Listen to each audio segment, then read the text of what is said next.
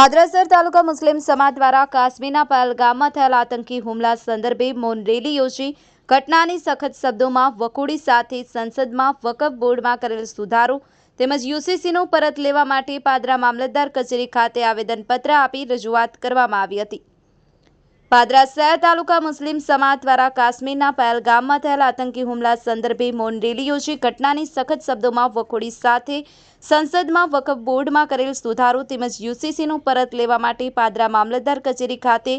આવેદનપત્ર આપી રજૂઆત કરવામાં આવી હતી। પાદરા શહેર તાલુકાના સમસ્ત મુસ્લિમ સમાજના અગ્રણીઓએ જાસપુર રોડ ખાતે આવેલ રિફાઈ 4 રસ્તાથી કાળી પટ્ટી ધારણ કરી વિવિધ આતંકવાદ અને વકફ બોર્ડ સુધારાને યુસીસીની પરત ખેંચવાના વિરોધ સાથે વિવિધ પ્લેકાર્ડ સાથે પાદરાના રાજમાર્ગો પર મૌન રેલી સ્વરૂપે ફરી પાદરા મામલતદાર કચેરી ખાતે પહોંચી કાશ્મીરના પહેલગામમાં આતંકી હુમલાનો સખત શબ્દોમાં વખોડી વિરોધ કરી દોષિતોને કડકમાં કડક સજા થાય તેવી માંગ કરી હતી। આ મૌન રેલી દરમિયાન પાદરાની જુમા મસ્જિદના ઇમામ સરફરાઝ અલી બાપુ સાથે સમાજના મૌલાનાઓ અગ્રણીઓ મોટી સંખ્યામાં ઉપસ્થિત રહ્યા હતા। સાથે સાથે તાજેતરમાં સાંસદમાં વકફ બોર્ડ સુધારો કાયદો અમલ આવ્યો તેમજ યુસીસીની પરત લેવાની માંગ કરવામાં આવી હતી। સરફરાઝ દિવાન, સિનોર સમાચાર ન્યૂઝ, પાદરા।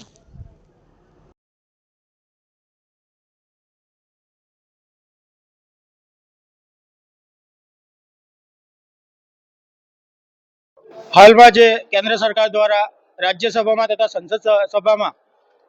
વકફ એમેન્ડમેન્ટ બિલ 2025 પાસ કરવામાં આવ્યું। એ વકફ એમેન્ડમેન્ટ બિલ આમાં મુસ્લિમ સમાજના મૌલિક અધિકારો બંધારણને આર્ટિકલ 24, બંધારણના આર્ટિકલ 25 તથા 29નું સ્પષ્ટપણે ઉલ્લંઘન છે અને જે ઉલ્લંઘન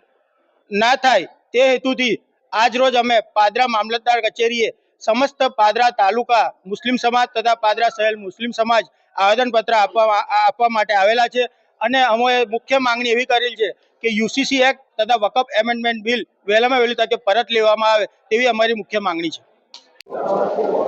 ભારતનું અભિન્ન અંગ ગણાતા કાશ્મીરમાં તાજેતરમાં જે પહેલગામમાં આતંકવાદી હુમલો જે કરવામાં આવ્યો અને તેની અંદર આપણા હિન્દુસ્તાની ભાઈઓ જે શહીદ થયા, તે શહીદ જે ગુજરી ગયા એ તમામનો પાદરા શહેર તેમજ તાલુકા મુસ્લિમ સમાજ સખત શબ્દોમાં વખોડી કાઢે છે અને આ આતંકવાદી કૃત્ય કરનાર જે બી તાકાતો છે, જે નફરત ફેલાવનારી જે બી તાકાતો છે, એ તમામનો તાત્કાલિક શોધીને તેમને પણ તેમના અંજામ સુધી પહોંચાડવામાં આવે તેવી આજ રોજ પાદરા મુસ્લિમ તાલુકા અને પાદરા મુસ્લિમ સમાજ પાદરા મામલતદાર સાહેબને આવેદનપત્ર આપીને વિનંતી કરવામાં આવે છે। અને જો આમાં પાકિસ્તાન જો પહેલી નજરે જ આપણને લાગે છે કે તે જિમ્મેદાર છે, તો પાકિસ્તાનના ઘરમાં ઘૂસીને સર્જિકલ સ્ટ્રાઇક કરીને પાકિસ્તાનને પણ આનો મુંહતોડ જવાબ આપવામાં આવે અને જો પાદરા મુસ્લિમ સમાજની જરૂર હોય તો પાદરા મુસ્લિમ તાલુકા સમાજ અને શહેર મુસ્લિમ સમાજના એક એક ઘરમાંથી એક એક વ્યક્તિ સૈનિક બનીને માતૃભૂમિની રક્ષા કરવા માટે તૈયાર છે। જય હિન્દ।